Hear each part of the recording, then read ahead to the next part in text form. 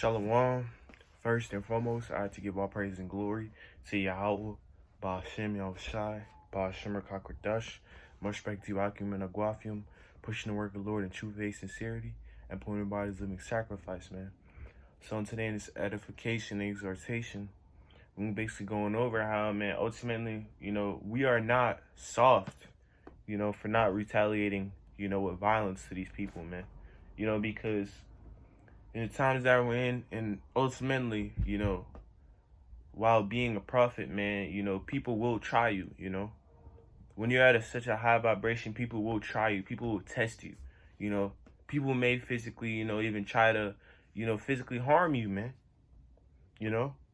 But we have to ultimately, continue in suffering, man. And we have to always be spiritual, man, because I did a lesson before that it was about, you will be spiritually attacked, but you got to keep your cool, man.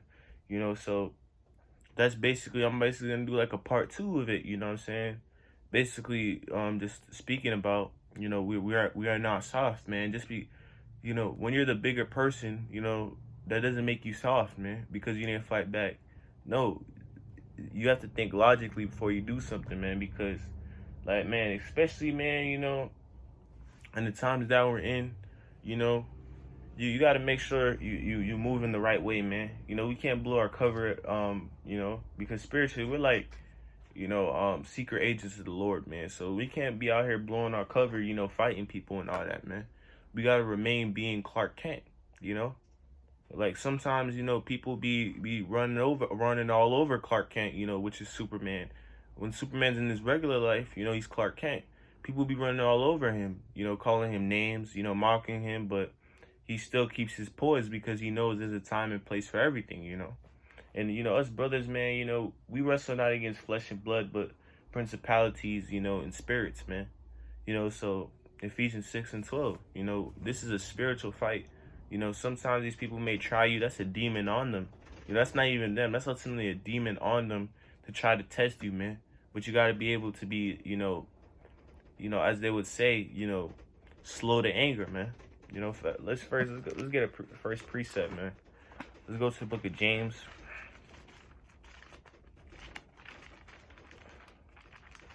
Go to the book of James, chapter 1 and verse 19.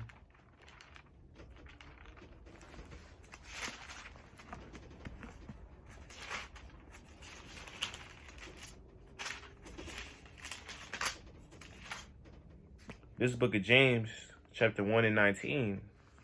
This book of James, chapter 1 and 19, and it reads, "Wherefore, my beloved brethren, let every man be swift to hear."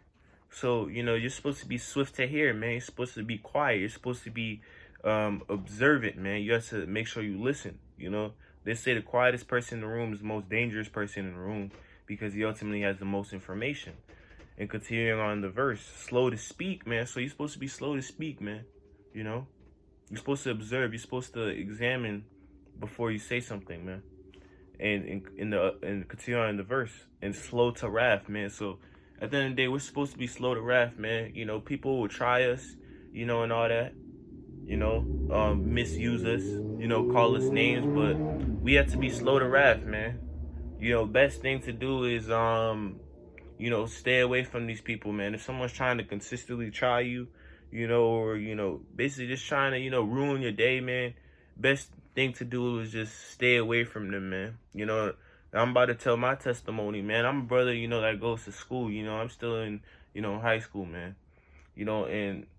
And at school, man, these women, these girls, try to basically, fight me, man. They, got this, dyke, as they would say, a stud, basically a tomboy, to try to come, fight me, man. And it was just funny, man, because I'm such at a, like, when you're such at a high vibration in these people, they think they can test you, man. But ultimately, these women, seriously wanted to put their hands on me. And I told her, stay in a woman's place, man. And they got emotional after that. Because they're ultimately feminists, man. But still, I told them stay in a woman's place, and they tried to put their hands on me, but, luckily the Lord put the spirit on me to, just move away, man, and ignore these people, man. Because especially you a dude, man, in society, you could get touch a female with your damn fingertip, man. You know, and she could run to the police and say that you abused her or something, man. So you gotta be slow to anger, man. Like call Allah Yabashim Ashal praises, man, that the Lord put the spirit on me to be poised and to be calm, man. You know, we be calm around a situation like that because you don't know, man. I could be in jail right now, a young ass, teenager man in jail right now. But you know, this is why the Lord, prepares us, man. Because we're like soldiers. Soldiers always have to be calm, man, no matter what. Because when I was mad at when that happened, because I want to put in my head, I'm like, yo, if this was the 50s, I'll put hands on you, man. You don't disrespect a man like that, you know. But I made sure I was calm. The friend that was with me, he told me, man, it's life or death, man. You got to make sure you calm, man. Don't waste your time on these people, and that's facts what he said, man. Because especially us doing the work of the Lord, man, we're targets, man. So Esau, and these wicked people who are envious of us, and hate us, they're waiting for us to fall, man. But we got to be on our P's and Q's, man. We got to be 10 steps ahead of these people, man. Because people are evil out here. They want to see us fall, man. Even your own family, man. So you got to be careful. You got to make sure you're slow to wrath, man. Because anger, man, is just temporarily, man. Anger is just temporarily, and something temporarily can do you, in a negative standpoint, in for the long term run. So you gotta be careful of what you do, man. Like if I was to hit that female, probably would be in jail, man. But that's not the right thing to do, man. So and at the end of the day, we're gonna get these people at the end anyway, man. We're gonna judge these people. We're gonna hand out judgment to these people, man. And now, let's go to the book of Romans. Let's go to the book of Romans, chapter 12 and verse 19.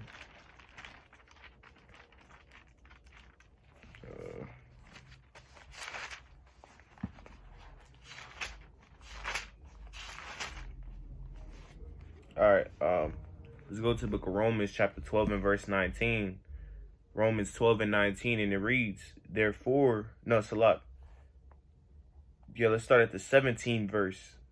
This is the book of Romans, chapter 12 and verse 17, and it reads, recompense no man evil for evil, man.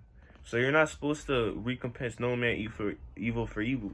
There's a saying that two wrongs don't make a right, man. So if the person's doing something to you, try do your best not to try to do that thing back, man.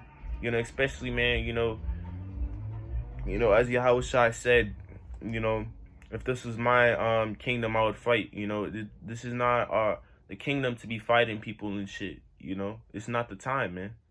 Soon the Lord's gonna give us the green light to destroy these niggas, man. And we gotta continue to send curses on these people, man, because they're irritating, man. Yahushua Shalak Rayam Amashapak, to you wicked niggas, man, who try us, and misuse, and you niggas, bitches, who misuse us, man. So we're not supposed to, reward evil with evil, man. We're not supposed to, man. Two wrongs don't make a right. Just because someone hits you, that doesn't mean you have to hit back all the time. We're not saying, be a bitch out here, and just get misused. But sometimes, that hit or whatever that person did to you is really not even that bad, man. You got to be calm, man. You got to make sure you got to eat that sometimes, man.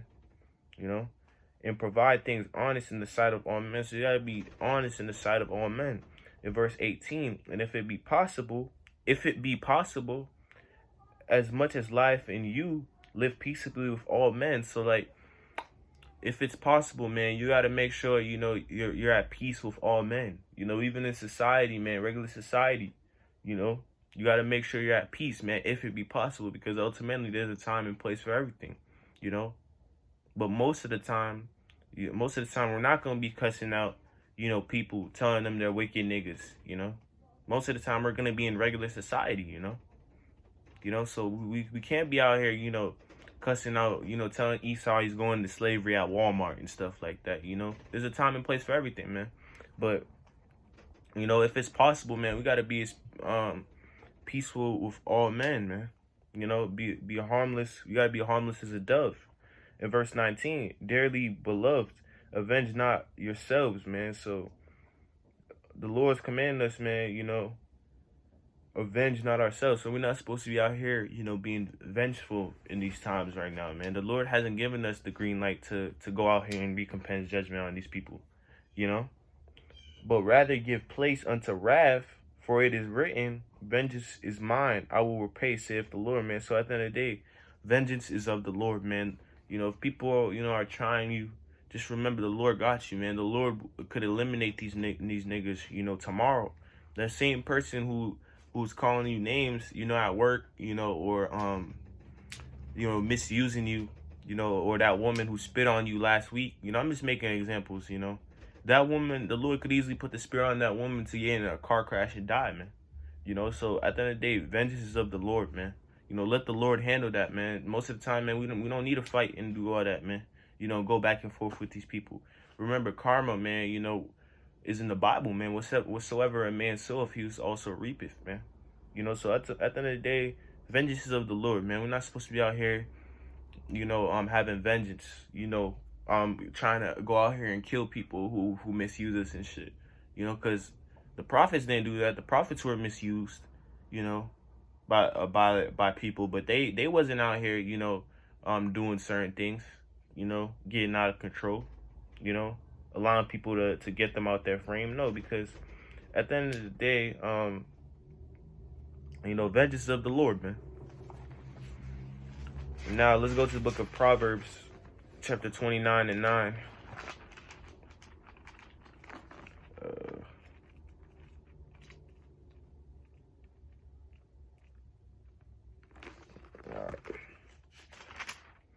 This book of Proverbs, chapter 29 and 9, and it reads, if a wise man contendeth with a foolish man, whether he rage or laugh, there is no rest, man.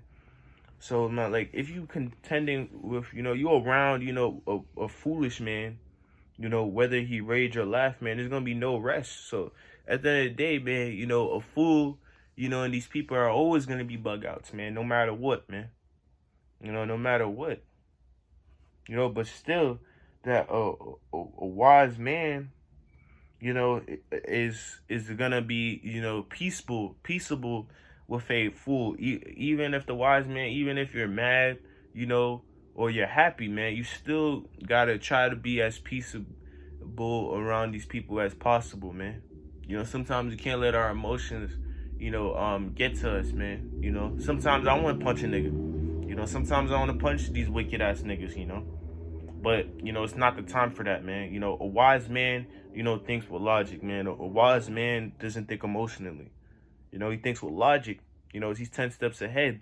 A wise man examines the situation. Oh, if I hit this person, if I smack this bitch for trying to put her hands on me, if I do that, I can go to jail. That's how a wise man thinks. Or if I punch this dude,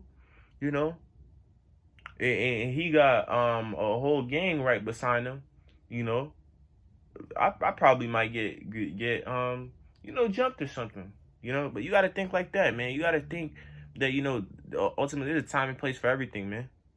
But a wise man is gonna think logically, man. And now let's go to the book of Matthew.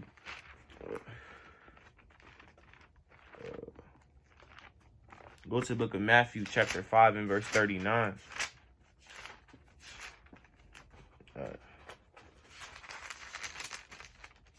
This book of Matthew, chapter... No, Salak. Let's go to the book of Matthew, chapter 5 and verse... No, it's like Matthew 10. Matthew 10 and 15.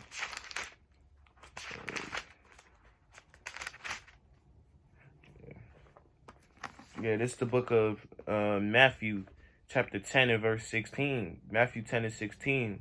And it reads, behold, I send you forth as a sheep in the midst of wolves. Be ye therefore wise as serpents and harmless as doves, man.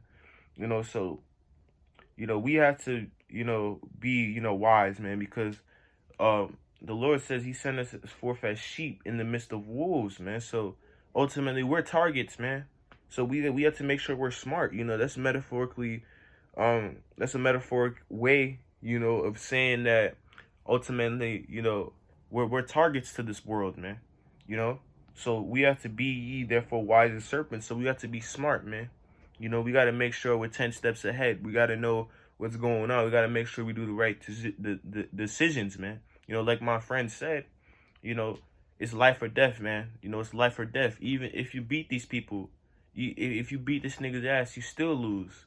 If you lose in the fight, you still lose. So like, there's no point of doing that, man. And harmless as doves, man. So we have to be harmless as doves, man. We have to be harmless, man. You see spy movies, James Bond always looks harmless at first, man. And then he knows when to put a switch on to become vengeful. Spies, secret agents, they know there's a time and place for everything.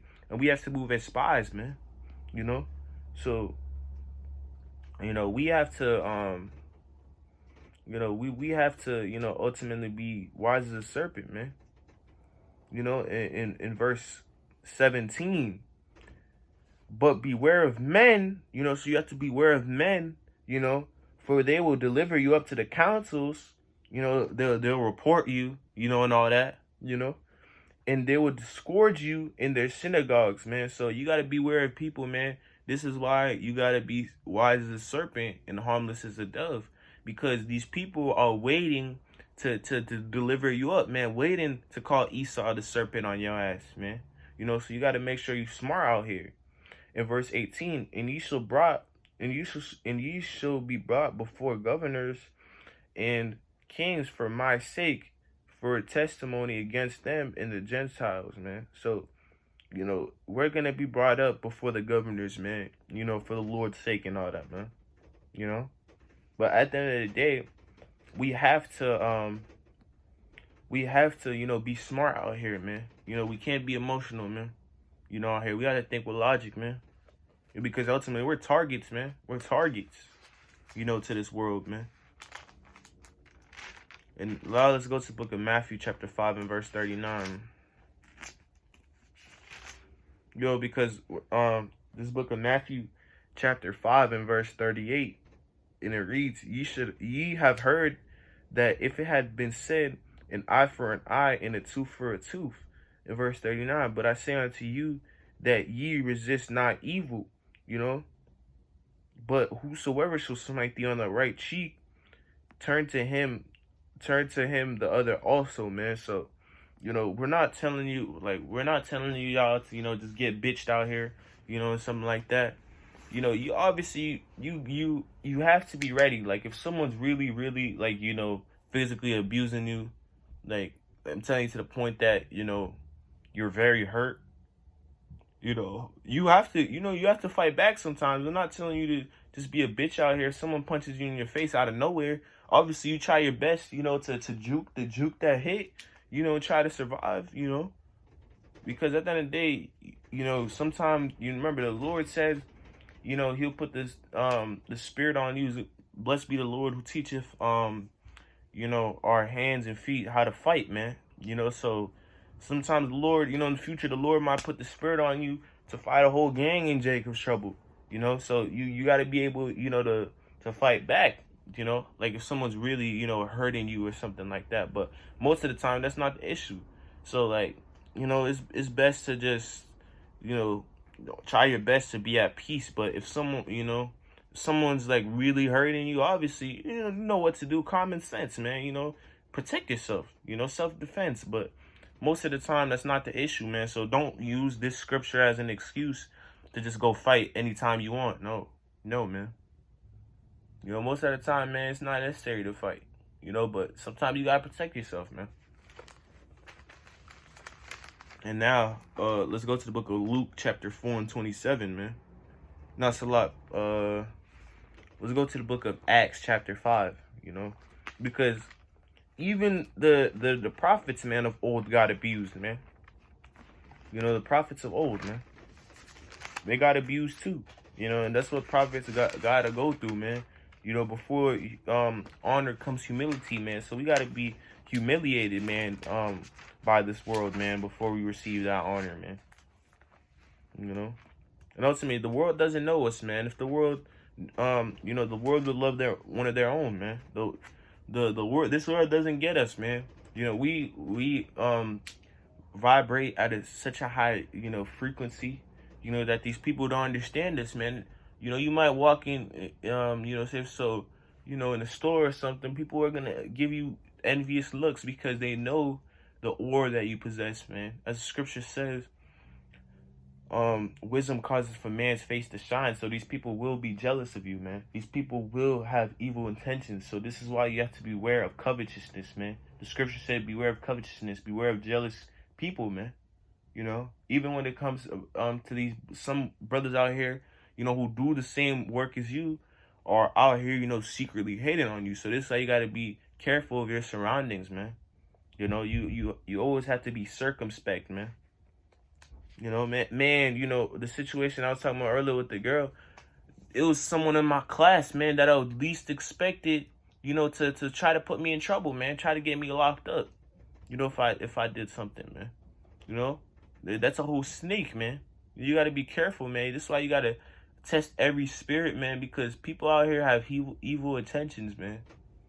You know, trying to, you know, false accuse you and all that.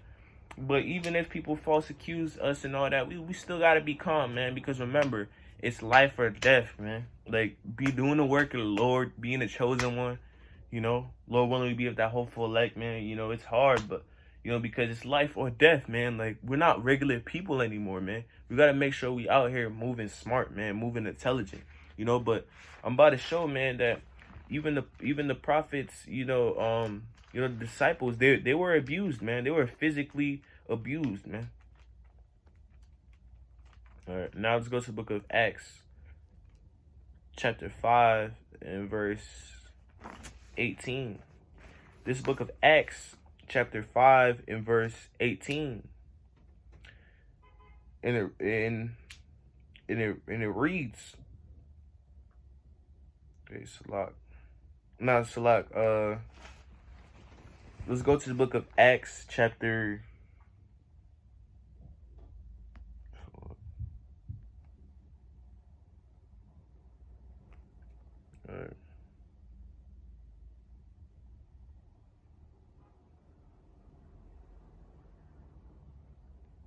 All right, let's start this book of Acts, chapter 5 and verse 10. Acts 5 and 10, and it reads, and then she fell down straightway at his feet and yelled up the ghost. And the young man came in and found her dead, carrying her forth and buried her by her husband. And great fear came upon the church and upon as many as heard these things. And by the hands of the apostles were many signs and wonders wrought among the people. And they were all one accord with Solomon's porch. And of the rest durst no man join himself to them, but the people magnified them. And the believers were more added to the Lord, multitudes both of women, and so much that they brought forth the sick into the streets and laid them upon beds and couches. And at the least the shadow of Peter passing by might overshadow some of them. There came also a multitude out of the cities round about Jerusalem, bringing sick folks, and them that which were vexed with clean spirits, and they were healed every one, man. So, you know, it was to the point that, you know, the disciples were actually healing, you know, and doing miracles. And the people, you know, the high priests and stuff, they were actually jealous of the disciples, man.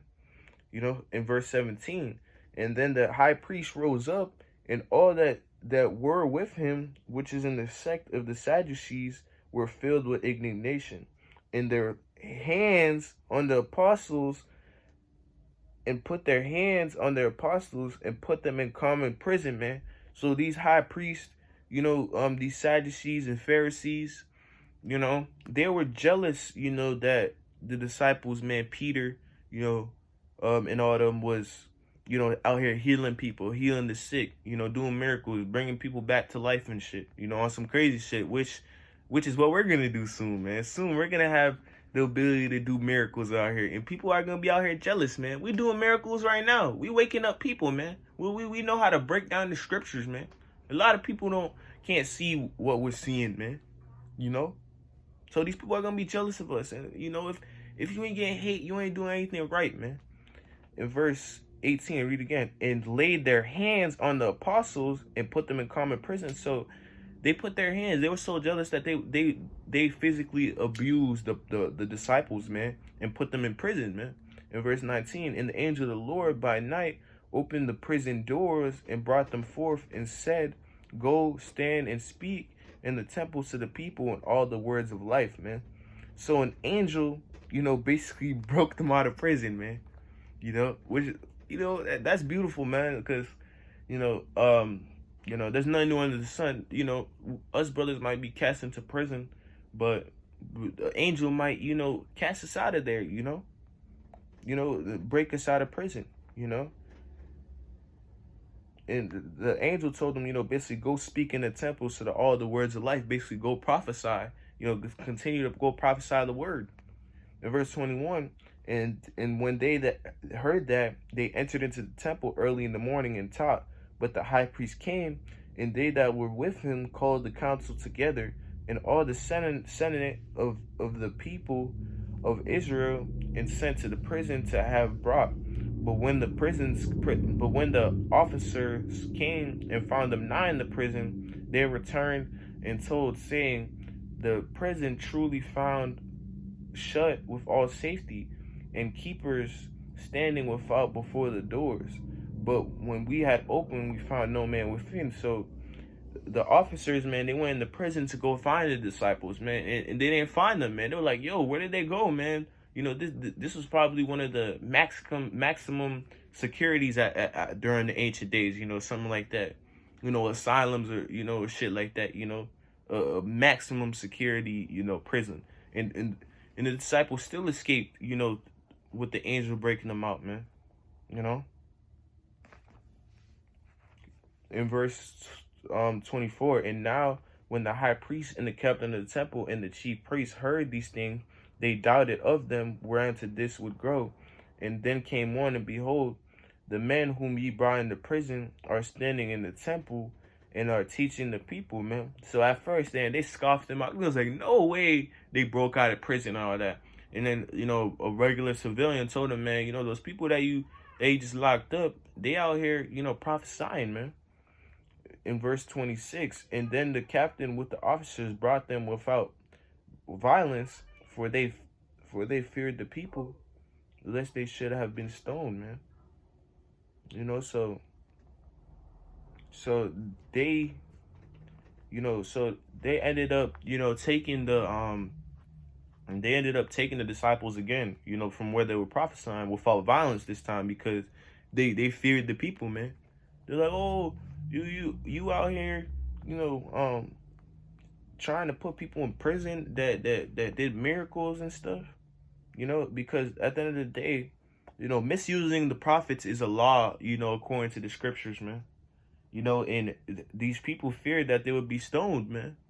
In verse 27, and when they had brought them, they sat them before the council, and the high priest asked them, saying, did we not sternly command you that ye should not teach in this name? And behold, ye have filled Jerusalem with your doctrine, intend to bring this man's blood upon us. So basically the officer who took him, basically the government, basically told them, not to preach, the name of Yahweh Shemiah Shah, which soon the devil is about to come on great wrath and tell us that we can't be, teaching the name of Yahweh Shemiah Shah and continue to teach the doctrine, In verse 29, then Peter and the other apostles answered and said, we are out to obey God rather than men. And that's ultimately the mentality we're supposed to have too. Peter, even though they told the disciples, oh, you can't teach the name of the Lord, you can't teach the gospel. What did Peter say? And then Peter and the other apostles answered and said, we ought to obey God rather than men, man. So we out here, man, supposed to, we're supposed to listen to the Lord, man, what the Lord commands us, not what the government says, what not mankind says, man. We're supposed to hear what the Lord says, man. So, man, we will rebel against the government. When the government tells us to take the RFI, the RFID, Marcus, Marcus the Beast, the Charagma, we're going to rebel against the government and tell them no. It's going to be forcibly mandated, but we're going to tell them no. And now, basically, man, we have to be ready, to stand up, for the Lord, man, because we will be tried. The devil's going to come with great wrath in the future, but we got to keep our composure and ultimately keep, prophesying the word of the Lord no matter what, because soon we're going to be America's Most Wanted, man, on some movie shit, It's going to be crazy, man. But now we're going to show, man, what did Yahushua do? Even Yahushua himself, was persecuted, man. Physically persecuted. And now let's go to the book of Luke, man. Let's go to the book of Luke. Even Yahushua was abused, physically abused. But did he? Let's see what he did, man. Did he retaliate? Did he fight back? Let's see. All right. Let's go to the book of Matthew, chapter 24. Let's go to the book of Matthew, chapter 4 and 24. No, Salat. I keep saying Matthew, I mean Luke 4 and 24. Luke 4 and 24. This book of Luke, chapter 4, and verse 24, and it reads, and he said, verily I say unto you, no prophet is accepted in his own country, man. And that's facts, yo. Like, no prophet is accepted in this country, man. We're not accepted to these people, man. We're not even accepted to our own family for prophesying the word of the Lord, man. So this how it shows if you're a true prophet. If you're getting hate, and no one accepts you, that means you're a true prophet, man. In verse, and now let's go to verse 29.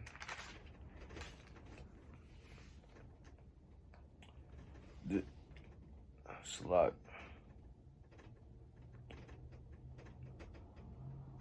But let's start verse 25. Nah, let's go verse 25. Luke 4 and 25. But I tell you of the truth, many widows in Israel in the days of Isaiah, when the heaven was shut down 3 years and 6 months, when great famine was throughout all the land, but none of them was Isaiah sent, save unto Sarepta, a city of Sidon, and unto a woman that was a widow, and many lepers were in Israel in the time of Isaiah the prophet, and none of them was cleansed, saving Naaman and Syrian. In verse 28, and all day in the synagogue, when they heard these things, were filled with wrath, man. So when Yahushua was prophesying, and basically, basically just, speaking facts, man. When you speak facts, man, people are mad, man. And ultimately people, fear what they don't understand, man. Always remember that. So Yahushua was prophesying, they felt Yahushua's aura, man. They were like, damn, this nigga's deep. Like, yeah, man, like Yahushua's aura was vibrating at such a high rate, man. He's the Son of God, man. That, when he was prophesying, people were hating on him, man. Because he was speaking facts, yo. So the people in the synagogues were filled with wrath, man. They were angry at him. In verse 29, and rose up and thrust him out of the city. So they rose them. They basically took him out, man.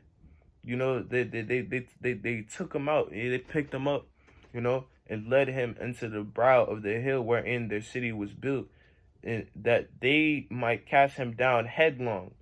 But he, passing through the midst of them, went his way, man. So even though they thrusted Yahushua, they picked them up. Thrusted meaning it's like, they punched them or something, man. Hold up, let's go into the definition of thruster real quick, man. Yeah, man. But yeah, they basically like, you know, thrusting him. You know, like in the movies, you know, when they take people up, you know, beat them up, and then they just, you know, throw them, you know, basically just, you know, throw them out in the street. You know, like they'll kidnap them and like, you know, beat them up and like, you know, just throw them out in the street. That's basically what they did to Yahweh Shai, man. But and what did Yahweh Shai do? In verse 30, but he went passing through the midst of them and went his way, even though they beat up Yahweh Shai, you know, they kidnapped him and beat him up, you know. What did he do?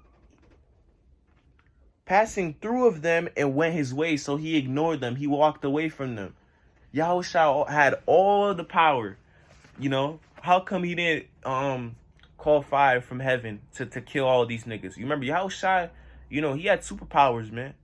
You know, he walked on water. He turned water into wine. So that means he had spiritual power. Why didn't Yahweh Shai, you know, go and kill all these niggas? Why didn't he just call fire from heaven and kill all them? No, because he knew that it wasn't the time, man.